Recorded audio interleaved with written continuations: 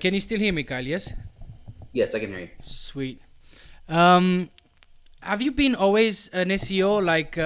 Have you tried any other areas of the digital marketing space? Well, within the agency, we do PPC, so Facebook and AdWords primarily. Uh, we dabble in CRO, but I would be hesitant to call ourselves a CRO type company. But obviously, those things go hand in hand when you can make recommendations. Like, it would be better if you had a button here that someone could click. More common sense CRO than real CROs. There are times when we will consult with other people to do CRO audits and stuff like that. Sweet. But those are the main things that we do. That's awesome. I mean, I would like to ask you how would you define an SEO person? Because I see this a lot on Facebook and other places. People will ask about training about SEO, and they'll have this idea that an SEO it's an affiliate marketer or it's something else. How do you define an SEO? What an SEO does? Well, an SEO increases uh, impressions and clicks for a website. Essentially, improves the traffic coming to the site. Is really what an SEO does, and typically in what we would consider organic traffic that isn't necessarily paid for by an ad. Right. That would be what an SEO is, and to be an SEO, I mean, the thing is, it's a very low bar of entry, which is why I think a lot of people will give it a shot. So there are a lot of people that, I mean, you literally just one day you wake up and decide, well, I guess I'm an SEO. And as soon as you start optimizing, I guess, one website, that's probably, I guess you can call yourself that. But something that I was kind of thinking about would be like the stages of validity, getting a site onto page one. Right. Getting a paying client that you're not related to, getting to the point that it's usually easy to get that first client, because it's somebody that you're working for, your mother's shop, your dad's whatever, your cousin's this or that, or a very close friend works in something, and that's how you get your first job or client or two or three or four. But getting the client at arm's length is probably a better definition of actually something that is an SEO, because then somebody else is paying you, like somebody that you don't have that connection with. Right. And I think you can also look at when you aren't to depend upon the monthly revenue, where you can pay yourself a salary. Then I think that's another level of validity that you are a professional SEO. So it kind of takes it from side hustle or well-paying hobby to actual professional environment, because you're now salaried. Right. So those are I mean, anybody can be an SEO and anybody can walk in, but I think the measures of success are, is the point of that you have clients that you've never met, other than they're coming to you to get these services. And then you're at a point where you're not month to month with those clients. Right, I see what you mean. And the reason I'm asking is because many people are confused about what SEO is. It's just like you were saying. Just because I know how to optimize a page or website, and maybe I got lucky with it, then that makes me an SEO, and now I can start charging people for services, and that's when shit happens, right? That's when people tanks people's businesses and everything goes to shit, and they should not do that. If that's the reason I'm asking what an SEO is, and how would you define an SEO. Do you think that an SEO should have like more skills, or just knowing where to optimize, where to put your keywords and all that stuff? Do you think that having more skills, and what skills, if you can say what skills would make a good SEO? Well, I'm not a good coder. I'm not great at coding at all, and don't. I'm not proficient at any particular type of code, but I think I know what most codes can do, Right. and I can understand where their limits are, what they're able to accomplish, and then I can also read HTML, and that's very easy to do. I don't really feel comfortable sitting down and writing an entire page in HTML, but I could if I had to, I guess, with a gun to my head. But really, the idea is that I can identify what is a script on a page. I can identify and what those scripts do. I can identify that kind of information. I think if you have that type of knowledge, you can be successful, because then you can surround yourself with people that can do those things when you need them. You know, when you understand what is needed, then you can be like, okay, well, I'm not going to do this personally, but I have somebody that can do it and do it correctly. But you have enough knowledge to then be able to check the work. Right. So I would say that having an understanding of code would be great, and not necessarily that you have to be able to do the code yourself. The other things, SEOs and marketers, the ones that are most successful are problem solvers. Mm-hmm. You know, you look at a scenario like we are here, and we need to get there, and then you need to be able to problem solve how to get to that point. I need to be organized enough to get it done. So, problem solving skills, analytical skills to be able to look at the situation, but then also organizational skills. Most people are not organized in their daily life. I'm not very I organized at know. all, but I have systems in place so that I'm organized in my professional life where we can get projects done. And there's a lot of accountability and a lot of transparency. A lot of people get upset with SEOs because they don't know what they're doing. Like the client, for example, can't see what the person is doing. And what I've often found in those situations is because the person might not be doing anything, Right. and being able to show your work in a methodical way, in a way that it's all processed out, is a skill that you should have if you want to dive into this.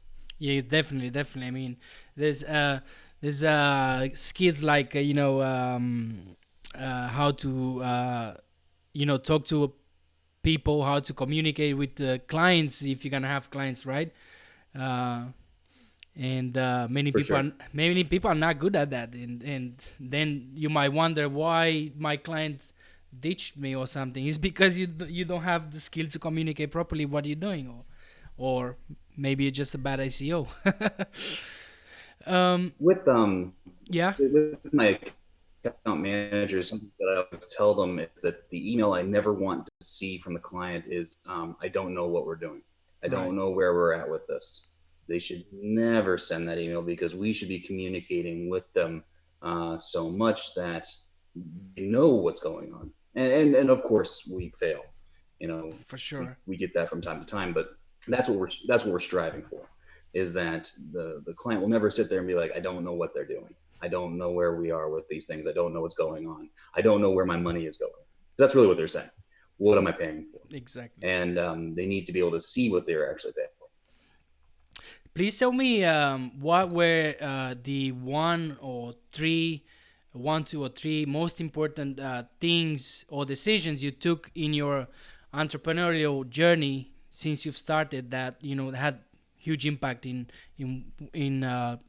taking you where you are now.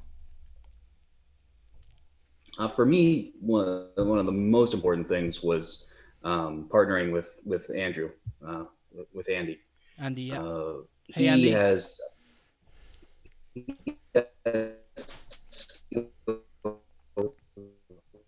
is the one that can handle the admin processes of running a company, Right. which I'm not good at all. I'm good at finding SEO solutions and developing processes in that. Actually, I'm good at figuring it out, and then Andy's good at putting it into a process, um, and then figuring out how we can charge for it, or what we should charge for it, what's appropriate. And so I think one of the most important things I did was identify somebody that I could work with, that I'm compatible with, that can help me be successful. I wouldn't have the agency that I have. I wouldn't have Page Optimizer Pro. I wouldn't have any of these things if Andy wasn't involved. So that, to me, it was probably the best decision that I've made. It's probably the number one decision, because everything else comes from that, having the relationship that I have with him. Yeah, it makes a lot of sense. I mean, you keep hearing these the most successful guys and these gurus out there, speakers and all that, talking about surrounding yourself with the right people, with the positive attitude and basically people that will help you succeed. And it seems like in this case, Andy did exactly that. For sure. Um, Let me know, as because now we're gonna get into talking about Google a little bit. I hope they're not gonna watch this video. Uh, as SEOs, as marketers, do you consider Google to be our friend? Like how much do you actually listen to what Google has to say about rankings, and how much bullshit do you think they how much they bullshitting us? Well, I've read through most of the big documents. I'm surprised how many people haven't read through like the webmaster guidelines. Mm-hmm. I've read through those. I've read through the development docs um, that all relate to things pertaining to rank. I've read all of them, and I refer to them often. But then I take that information, and then that's where a lot of my tests come from. Google says, "Hey, it's advisable to do A, B, and C." Well, let's go and figure that one out, and you can. So a really great starting point is the documents that they have produced, the webmaster guidelines, the developer resources, as well as also like the quality rater guidelines and stuff like that. You should read that, and you should be familiar with it. You should be familiar with what they're saying, and then you should test it all. Some of it is good, some of it really isn't. Like that's kind of what it comes down to. Like some of it just is not right, and maybe the person that wrote it thinks it's right, or maybe it was right at some point in time, but you can see that it's not right now. Right. And those are things then you can start to establish a framework or build a foundation on how you will do your SEO. Start with those technical things. Start with the things that they recommend that work. And then you can get a very solid foundation for your SEO wherever you're at, and grow yourself from there. Right, and then is when testing comes into play, right? Yeah. Um, So what? you should never test on a site you care about. All right, And you should be caring a lot about that's extremely important, everybody. But Talking still try about, things out on sites. Sorry. yeah, no, go on. Sorry. No, I'm good. No, I was about to ask you now about what can you tell me about, since we're talking about testing now and sites and all that. What can you tell me about the website that you built just for fun? Like I was saying at the beginning, built in Lorem Ipsum. So that was a competition that was held by SEO Signals Lab. They're a Facebook group. It's a very big group, very active group. I think they've got 55,000 members right now. It's a great group, give or yes. take. Yeah, it's a fantastic resource. And they decided to put on an SEO competition to rank for the term rhinoplasty Plano. Plano is a city right outside of Dallas, Texas, and Plano, or rhinoplasty is a nose job. And the competition was, you had 30 days. You had to use a brand new domain. You can do whatever you want to do to the site, and you can't spend more than $1,000. That's what's the mark. So I decided to enter, and 27 other SEOs entered as well. And at the end of the 30 days, I technically took fifth in the competition. But about 2 weeks later, my site went up to number one, or on the first page of Google, and then up to number one in the organic results, and it hit number one in the maps. And then, as you mentioned, for a little while, it actually killed the maps, and I was the knowledge panel. So my site was rhinoplasty Plano for a stretch of time, which is pretty fun. But then, as you mentioned, the punchline is that I built the site. I wrote it in Lorem Ipsum. And what I did is I figured out the math for how many times I need to get rhinoplasty Plano, its variations and contextual terms on the page. And I copied and pasted those terms into the different factor areas on the page. So I did the math, and then I put it in, and then I built a silo for the site. So I had 7 silo pages, and they all interlinked with each other and linked up to the target page. They also were written in Lorem Ipsum. The only English on those pages were the title, and it's kind of like, how much does rhinoplasty cost? Does a nose job hurt? That kind of thing. Link all that in. Yeah, it was a lot of fun to do. And then Search Engine Journal wrote an article about it a few months afterwards, and they, for some reason, decided not to contact me about it. And in the original version of it, they put not only the site, but they also put my name in the article. Crap. And yeah, it was wildly unprofessional, especially for a organization that puts journalism in their title. But 6 hours later, the site was de-indexed. And then that night, from about 1:15 a.m. to 1:27 a.m., Google de-indexed 20 of my test sites. And those test sites had nothing to do with the original site. They weren't linking in. They weren't involved in it. They were just taken down. Which was, that was less than fun. But hang on, Kyle. Hang on a second. Let me ask you this. Doesn't people say that Google rewards awesome content, and they're going to reward you if you write awesome content and beautiful content and all that? That's right. So the thing is, though, the article actually said that I think the tone was that I did this to make fun of Google. And actually, that's not true at all. I did this to make fun of SEOs that say those types of things, that all you need to do is write good content and you'll be rewarded. And that's not possible, because Google is not a human being. Google isn't making a value judgment as to what good content. Google is evaluating it based on an algorithm. An algorithm is math. So if you give the algorithm the math that it wants, you can then rank very well. You should write good content. That's also not the point. Like, you shouldn't be running out and making Lorem Ipsum websites. That's not that wasn't the purpose of the exercise either. It was that you should be writing great content, but then you should be mindful that really you have two audiences. You have Google that you need to give the math to, and then you have your users that you need to give that good content to, so that they consume it and take the actions that you would like them to take. Right. Yeah. The other funny thing that then came out of that was, two things. One, I did a reconsideration request, which was really funny. And I did it 3 times, and it was denied each time. And on the last time that I did it, and I did this for one of the test sites, the last time I did it, I had taken the entire site down. Oh, wow. And I just had one page on there, and I just kind of stream of consciousness typed on the page, this is my website. This is completely unique content because I'm typing it as I'm thinking it. This can't be spam. And that was also rejected.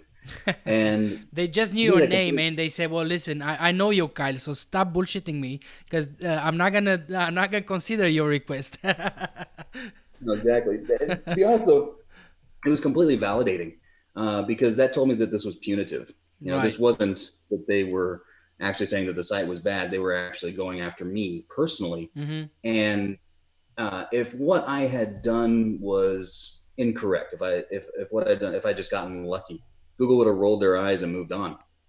Right. But by doing what they did, they completely validated the entire site, the entire exercise, and what I was saying about how the algorithm works. And the kind of the funny joke that went around. So Google slaps people down from time to time, but it's always link builders. They're doing something dirty with the giant PBN network or something like that.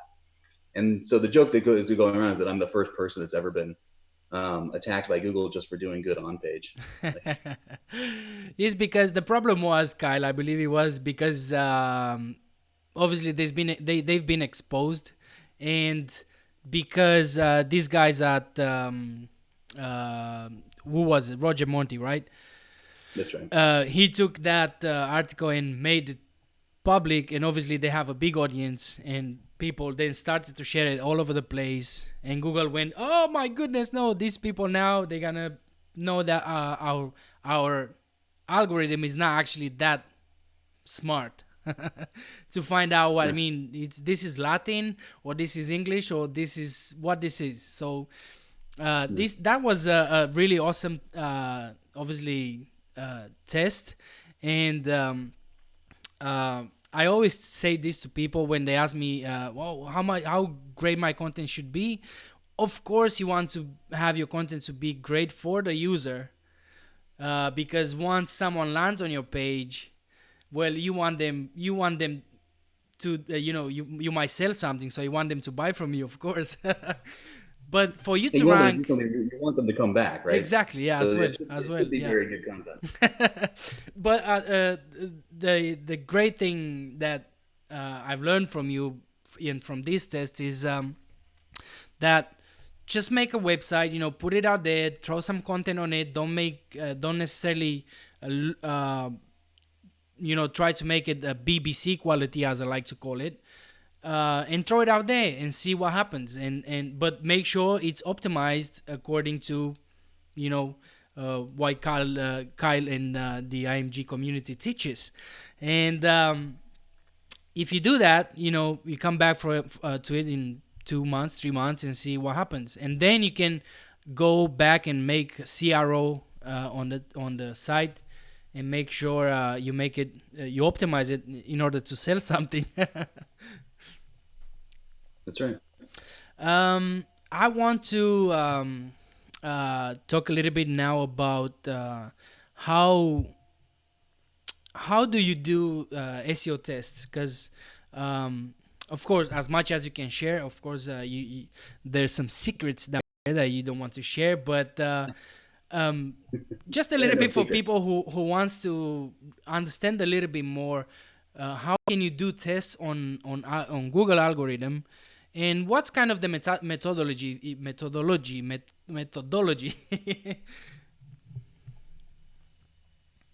Sure. The idea is that the simplest way to do it, and how I set them up, and there are several very valid ways to set up tests. How I like to do it is I'll create 5 pages that are identical, and then put them into the index, and then I will change something on the page that's in the number 3 spot. That's a little arbitrary. You don't really necessarily need to do that, but I'll change one thing on that page, and then I'll watch if that page moves up, or if it moves down, or if it doesn't move at all. And the idea is that if it moves up, that's a positive factor. Down is a negative factor. No movement, it means it's not anything. And then you need to replicate it. You probably need to replicate it at a minimum 3 times, or it depends on what you're really going after, but 5 is a good number, 6 is a good number. Because if you've got the same outcome 5 or 6 times in a row, the probability of it not being a factor is reduced to inside of what is reasonable for a test. Right. So that's kind of the basic idea of it. Identical pages, change one thing on one page, and then see what happens. That sounds very easy, but I guarantee that if you it's not easy at all to do it, yeah, there is a little more to it in terms, because like the understanding the concept is one thing, the doing is another. Exactly. Yeah. What you end up doing is messing up a lot of tests, because what you'll find out is you realize you didn't test the right thing, or you accidentally tested something else. It's I know it takes a lot of time. I've set up my first test for IMG yesterday with a little bit of help from Lee. So It took me about 6-7 hours. Hang on, everybody, 7 hours to put together a test, and it's not complicated. The test that I'm doing, I'm gonna share it in IMG, I believe, once I have more data. But 7 hours. I mean, that's why I was talking to Lee as well. That's why people pay for this kind of information, because it takes so much. It takes so much resources to put together, and then the knowledge you get from them, it's actually amazing, and it's definitely worth paying for. The knowledge you get as well from not only the wins but the losses, where things went wrong, is where often you really start to learn how the algorithm works, especially if like, oh, this has to work, and then you do it and it doesn't. Then you have to start to think about why didn't it work, and that often leads to more testing, but then also leads to discovery. Sure. So did you use the testing tool? No, I've just set up everything by hand. It was a nightmare in the sense that I don't have experience setting them up, and buying the domains, pointing the domains to the servers, create the content, make sure that I'm not messing up like you were saying now, make sure that you have the right things in the right places. Otherwise, it's just going to be a useless test. So you just gonna you spend 7 hours for nothing. um, but I haven't get to use the tool yet. That would be awesome to do in the future. Yeah, you should check it out. So the tool will set up a test slightly differently, Mm-hmm. and it's going to give you correlation probability numbers, which are really fun to look at. But something that we have within IMG, if people are interested in testing, so I like the way that you did it because that's how I personally do all of mine. But the tool is also really nice though because it fast tracks a lot of tests, Sweet, and it sweet. does fast track a lot of setups. So I like the idea of doing your first one by hand and then try the tool. Yeah, And yeah. Because it's great for you to get an understanding first, right? The basics, exactly. and then you can use tools to speed up things. That would be awesome to do in the future. Yeah. By the way, since we're talking about, let me just quickly share my screen here. Since we're talking about uh, testing and IMG, um, for everybody who doesn't know, IMG, that's internetmarketing.gold. Do you want to talk a little bit about what this is? I have Sure. it on This the is a. screen. I like to. So this came out of support, Skype support that Ted Kubitis and I were running. So Ted is the creator of Cora SEO software, and that's the second card that you can see. And then I'm one of the co-creators of Page Optimizer Pro, Mm-hmm. and we were running joint Skype support. Is kind of how we're doing it, and that caps out at 599, and it did so in like 2 weeks. So we decided to put this together to continue that support. But then what we realized is a lot of the support that people have are just kind of SEO and marketing type of questions. And so, yeah, so you can come in here, you can post questions in the different areas, you can ask about this or that, you can answer some questions if you know the answer, get involved in the discussion. Yeah. And we also have the group chat too on the left in at the bottom, kind of down a little bit. Uh, if it loads, Sorry. your connection is Yeah. in unstable. So The but so so for example, like what we got going on here. So there's the paid area. The paid area has a few premium tools as to where you were, but you can see there's a ton of here in the free section where for in the paid area there's a few more bells and whistles. But I think that you also saw you're in one of the mastermind groups too, right? yeah, yeah, yeah. I mean, So I mean it, that's but it was sad that I can't be. Uh, well, at least when they set it up, I wasn't being able to make it to the at the times that they were making the meetings because I was at work. I see. But I mean, those are the things that are available so that you can get into masterminds, you can get into the tools. Some of the tools that we've got are like an early warning system for updates, so that uh, like if you go to groups there, and then the paid at the top, yeah, and then hit topics on the left. Oh Lord, it seems like I have my internet is connected is from Philippines or something. Go ahead, go ahead and hit topics there on the left. Topics. Yeah. Uh, well, it doesn't seem to load for some reason. Hmm. I think your internet is decided not to work. Not today, buddy. If you so that's a test right there actually Yeah. testing on page factors. If you scroll down just a little bit within this feed, you can keep going a little bit. We'll see some of the tools. Keep rolling, keep rolling, keep rolling, keep rolling. There you go. So those are like top 100 factors. So that comes from Cora data, and it pulls out which are the top factors right now, and that's across all keywords that are being ranked. So you can see like Google has result has a published date, keywords, and the HTML tag, term frequency. Those are the top factors. So you can actually watch factors shift in real time.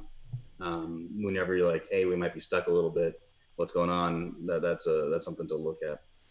Yeah. Below that, the beer 30 the scientific roundup is where we talk about the tests, and we use a platform. So like the events.internetmarketing.gold, where you can actually have a conversation like this before and after we do networking. So you can meet the people that are running the test. You can meet me. You can meet Ted. You can meet others, and ask us questions in a very relaxed kind of format. So it's not That's just awesome. like kind of in a lot of groups. It's a lot of like if you're in a Facebook group, that's all just text and typing. You can actually meet people, and we do a bunch of events where you have access to both free and paid, where you can meet people. You can actually see, because digital marketing, can be a pretty lonely existence where we're Indeed. trapped in houses. But no, so you can actually come in. Uh, Scroll down just a little bit too, if you don't mind. Scroll down a bit, you say? Yeah, just a little bit more. Let's see if there's a. No, maybe not. And now it's not loading anymore. Okay, that's all right. I was going to see if there was a early warning. Oh The yeah. early warning system is pretty sweet. I, But I was about to ask you about that. This is one of the questions I have here. Like, people say that there's no way for us webmasters to know what Google has changed in an update. Do you agree with that? I mean, I know, of course, the answer that we have a tool for that, but you know, well, the thing that's interesting about that is that we have two things. There's like an HTML update where you're on March 27th. yeah, Um, trying to scroll you more, can but definitely track what happens in an update. Is it easy? No. But is it possible? Yes.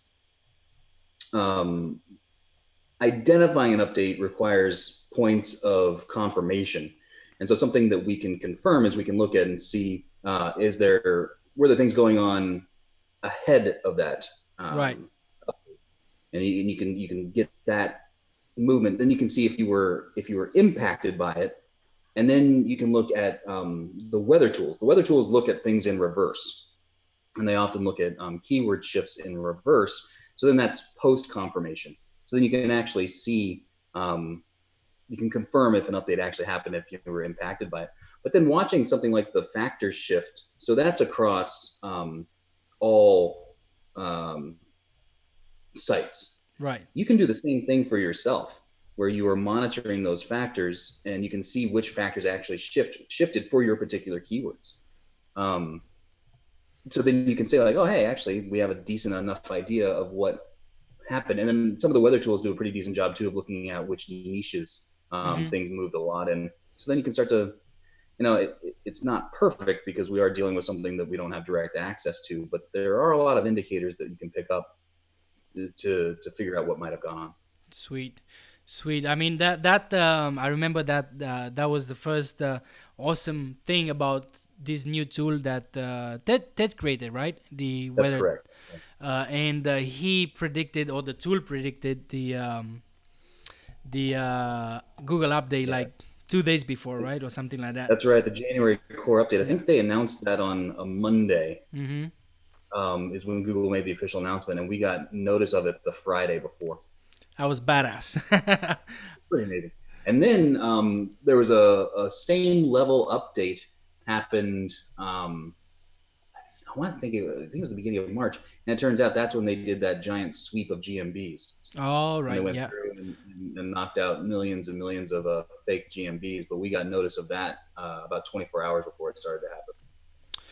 That's I mean, I really liked when that happened, and I was able there to be present and say, hey, look at this is awesome. I mean, if Ted keeps building tools, he probably he will probably figure out Google's secrets That's algorithm. the idea, right? That's the idea. That's the whole idea. That's the whole idea.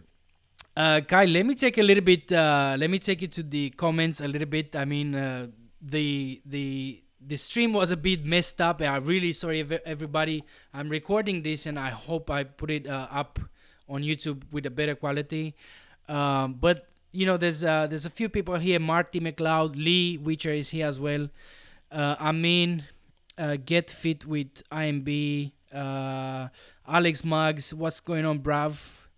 Dennis, Michaels is here as well, and I have some questions. There's let me see a question here from Muggs. Muggs says, Kyle, what do you show your client versus what you don't show your clients? Well, any technique, anything that we're going to do to a client site or could impact a client site, we're going to show them. I'm not going to hide anything. Mm-hmm. And they need to understand if there are risk levels involved. Google might not like this in the future. Google might not like it now. Depending on the views of certain things, but you have to have those conversations with them. Mm-hmm. And then that's what I'm going to report. I'm going to tell them, hey, this is the plan. This is why we want to do this. This is what we think the outcome will be. And then I'm going to show them that we did it. One thing that I would mention, though, is that we really try to get away from focusing on individual keyword rankings because they don't really tell you how you are actually doing. What we like to do is we like to focus in on page level performance and look at are the impressions for this page going up? Are the queries that it's ranking for going up, like the total batch? Are the clicks for this page going up? Are the conversions going up? Keywords are obviously part of that equation, but really you want to look at that's getting all kinds of clicks and all kinds of conversions. But if you're only looking at, hey, we're stuck on page 3 for this one term, who cares? You did the work that increased the page. You did the thing that what you were supposed to do, which is bring traffic to the page and get conversions. Great stuff. Avocat Tyran says, do links in headers pass more juice than body content links while interlinking? So there is, on times that I've tested things, it does seem that there are different sections on the page for links. That's something in the header, maybe in the sidebar, in the footer, and then the body.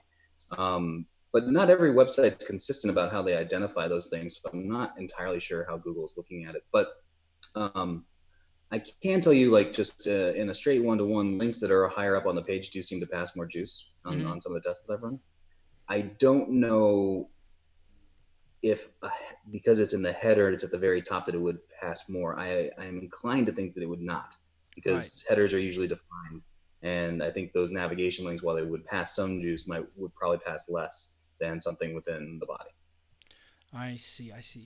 Great stuff. The most people following Hasta la Vista Boss project are people who are trying to build some kind of affiliate websites or Amazon affiliate websites, and many questions I have on the Facebook groups, like, for example, I mean, and this question you can just answer yes or no, or as much as detailed as you want, Kyle. So this question is, should I use pages or posts when you build a website? Does not matter. Doesn't matter. Yeah, a page and a post are the same thing. Right. Cool. How should I structure the URL, especially if you're building silos? So if you are doing something for organization purposes, if it makes sense to have a category in there, some sort of category identifier and then the name of the page, I would only do that if it only makes sense from an organization perspective. When I'm building out my silos, I do them as virtual silos, and I do it with links within the body. So I don't care where those pages are living. It doesn't matter at all. They could be anywhere on the site, and I'm going to link them in through a virtual silo. Something else to consider too is that your navigation is a fiction. The drop down that you have in the menu, it doesn't matter what the column that it's sitting in. You can customize those things. Yeah. So you don't necessarily have to have a physical silo set up, although that's what something like WordPress will push you into just by default. So you can make your headers that way, but you don't have to have that parent-child for something to sit into your navigation. So do the navigation for humans, so it's easy for them to get to your content or the areas of their site that you want them to get to. But then do your links how it is best for you to keep them organized, as well as then to cluster them together. Right. That makes sense. So, for example, I know that you do what you call uh, what's the other one? The physical silo, and the other one is virtual silo, Virtual silo. right? So in a virtual silo uh, type of structure, you don't really worry about how you structure the URL, right? That's correct. Just They because because they all interlink in right. the body, right? So for that, you need to have like an awesome spreadsheet to know where and what is linking to, because otherwise, not having a structure in the URL, you probably forget where things are linking to. Yeah, the organization part is the trickiest part of it, for sure. Yeah.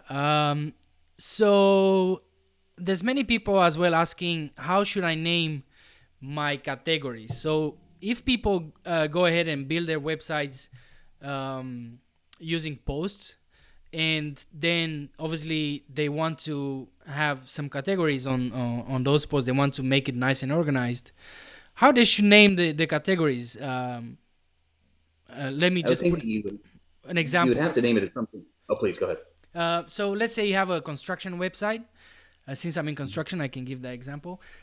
You have different tools, right? That you're gonna talk about, that you're gonna write about, and you want to make nice categories for, I don't know, drills, saws, and whatever you have. Should you name the categories uh, the name of the tool, for example? I think you'd want to name it something that someone would search for. Okay. Um, that would be the most logical thing to do. Ted Kubitis has a great example of a site that he went into that had a category called gifts and delights. Oh. What's a delight? And nobody is searching for a delight.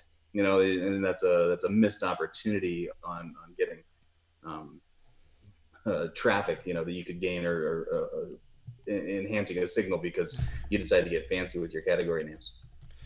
All right, so that's great. I mean, I hope that answer some people's questions, because there's there's a lot of overthinking at the beginning when you start the website, especially when you start new in anything. I remember it took me like bloody 3 weeks to decide for a domain name when I started my first website.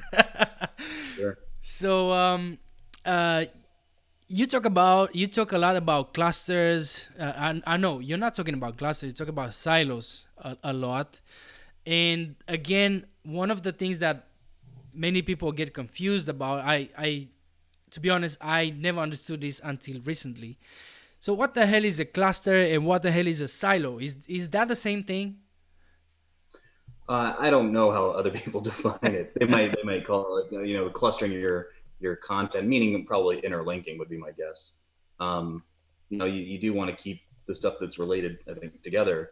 And how I do that is through links within the body, because the idea is that you want Google to see like, okay, these things are related to each other.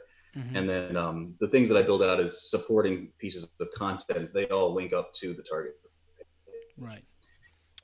Awesome stuff. And I put my links into those pages rather than the target page. I see what you mean.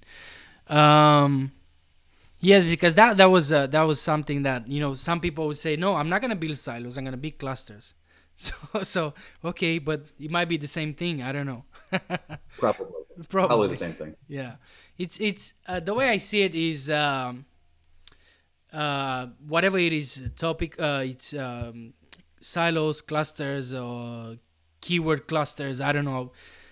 The way I see it is you need to make sure that whatever you call it, make sure that it's topical, relevant, right? So have your top keyword here, and then try to uh, build, like Kyle was saying, build supporting pages to this top page that you want to rank. So that will be a content cluster, if you want, where you have let's say you talk about drills. Well, you have cordless drills, you have drills with corded drills, and you have many other stuff, right? Drills, bits, and whatever you have. So make sure it's about the same topic. Is that a correct way to that's look how at I it? would go about it. Yeah. Awesome stuff. Let me see something from again from YouTube. Um, Avocat Tyrant says, if Pop takes what the competitors do on page and tells you how to improve your site based on averaging the competitors' ranking signals, then isn't your site just going to be similar to them? Pop doesn't do averages. Mm-hmm. Pop does edge analysis. So what Pop is going to give you is going to be situations where you should probably have parity. You should probably do what they're doing. But they're going to be situations where you might want to do a little bit less, depending on your situation, and then times where you want to do a little bit more.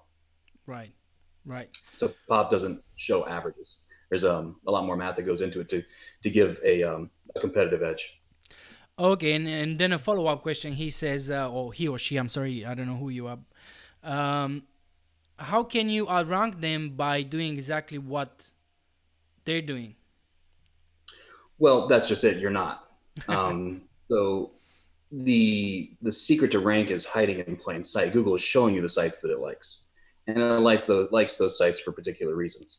And the idea of what Pop does, it goes in and to identify those reasons, and then gives you a roadmap to how you can do it uh, for that particular keyword, and give Google the page that it wants to see. I see what you mean. Awesome.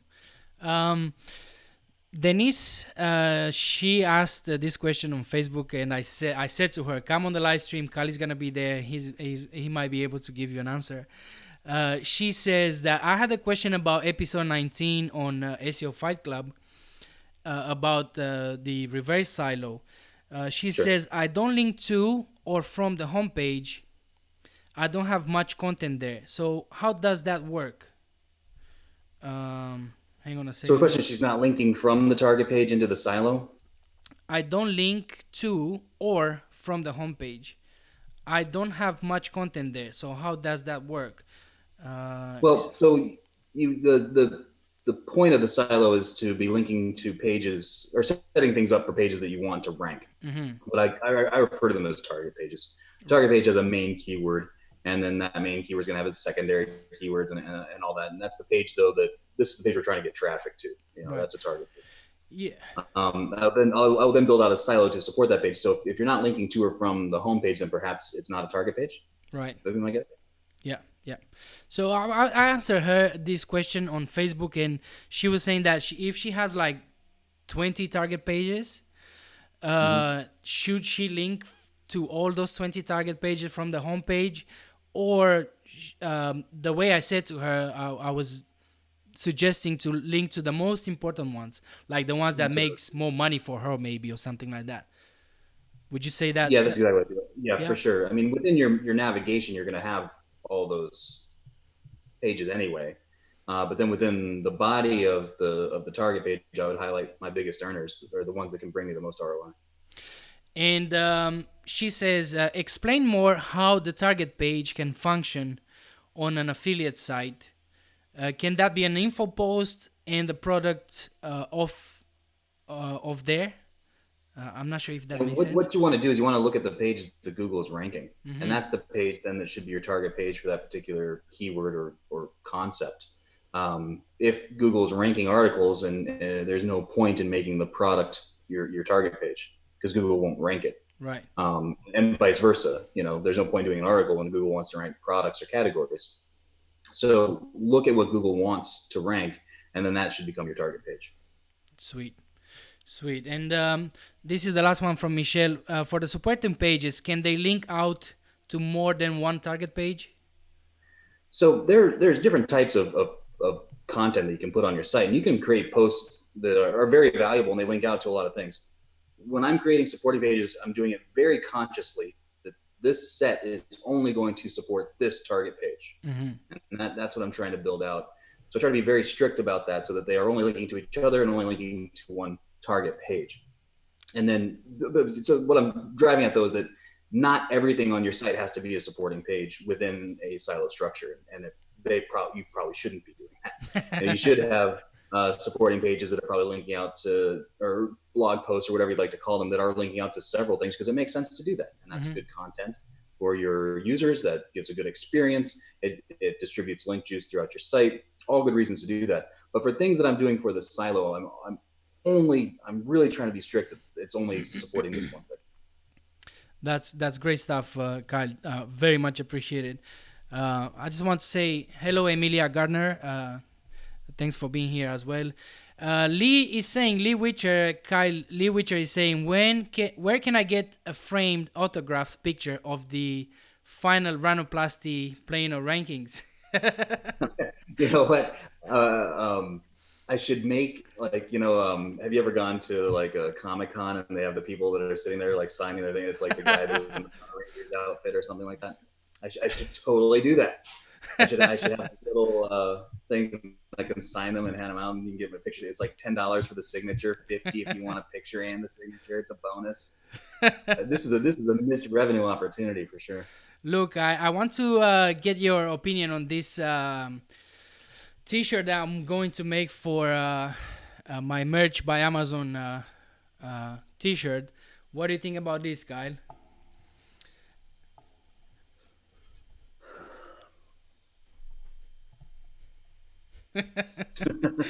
Well, this I don't like to call people idiots, so maybe I would go a little softer on that. I soft on that. All right, I got you. That's good feedback there.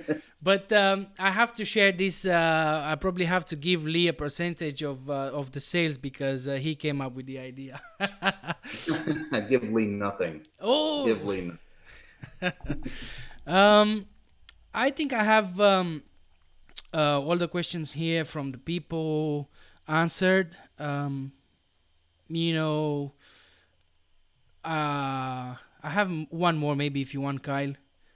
How do you get the best keywords? How do you decide what to target for an affiliate site, for example, to make it more specific? So I put a little algorithm together that we use internally, but this is something that you can do, and it basically looks at the amount of traffic that's available. Mm-hmm. I look at a difficulty score, and you can use any tool that you like, any tool that you're comfortable with. You can factor that in, and then I look at specifically from Majestic, and other tools do this as well, but title and anchor. How many pages out there have the keyword in the title and a backlink that contains the anchor text? Oh. And then from those things, I've got a little formula put together, and then it kind of tells me what kind of opportunities we might be looking at. And it gives me a score. So it kind of cuts through some of the noise. So it balances out the potential traffic versus how hard it might be, versus how many competitors might be going for it. So that's what I do. It's a little, it sounds a little complex, but it's really not too bad. You just take the data that you're already using it, and then put it into a form where you can make it a percentage, and then you can start to then you've got your own keyword evaluation tool. Right. Awesome stuff, Kyle. Hey, I want to give you Ted and Clint some credit publicly. If you remember when we used to have the Pop and Cora group, Skype group, I did post there something related to this. So last year, because I'm so active on Facebook, trying to help people, asking questions myself and all that, I started to draw some attention from some people, good people, and they offered me a job as an SEO. And this all to the skills and knowledge that I got from you guys, from you three, and from other guys in like Alex Muggs, for example, and other guys in the IMG community. And I just wanted to give this shout out public. Does that mean you're ending the day job? Well, he was almost there, but at the time I didn't. I went through the interview, and the guys liked it because I was talking about pop and using pop scientifically, giving reasons to clients and why we make decisions based on data and not on unicorns. And they liked it, but it wasn't right. It wasn't close to how much money I'm making from my cranes. Sure. And I have some debts. If I wouldn't have debt like loans and credit cards and shit like that, I would have taken the job like on the spot. I understand. No, I completely understand. You have to do what's right. You have to I do what's mean, right I for have you. a family, I have kids. If I would be just by myself, again, I'll probably not living in London anyway. I would probably be somewhere in Thailand or somewhere Well, where it's you would cheap. probably save three to 4,000 a month instantly on a move to Thailand. Oh yeah. Oh, how about that? I mean, I know you're gonna move to Thailand, right? So far, the plan is still on because Ah, the plan is to be there the first week of July. So we're hoping that the borders open up and things get closer to normal, and that's we awesome. can So make. you guys really, really, really want to make Chiang Mai the SEO capital of the world. Is that the Yeah, plan? that is the plan. There's so many great SEOs that are there, so many great digital marketers. It's a good spot to be in, and Thailand is beautiful and great food and nice people, and yeah, Awesome, just a good awesome. place to be. Awesome stuff, Kyle. I think I'm gonna wrap it up here, buddy. With just 1 hour, almost 1 hour. I really, really, really appreciate your time. You Uh, bet. it was awesome to have you here. It was really sad about the. I'm sad about the connection.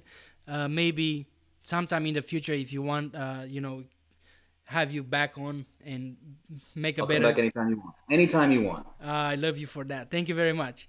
All Um, right.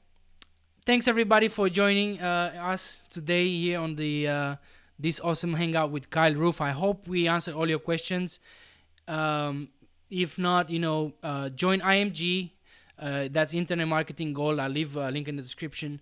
That's where you're gonna find Kyle most of the times, and he answers questions. That's the most amazing thing, that a guy as busy as Kyle and as experienced as Kyle, plus all the other guys that's so knowledgeable like Kyle, like um, many people in there that can answer your questions and give you some a hand with You're in your. there. Yeah. You're there. You answer Get in there, questions. get in there.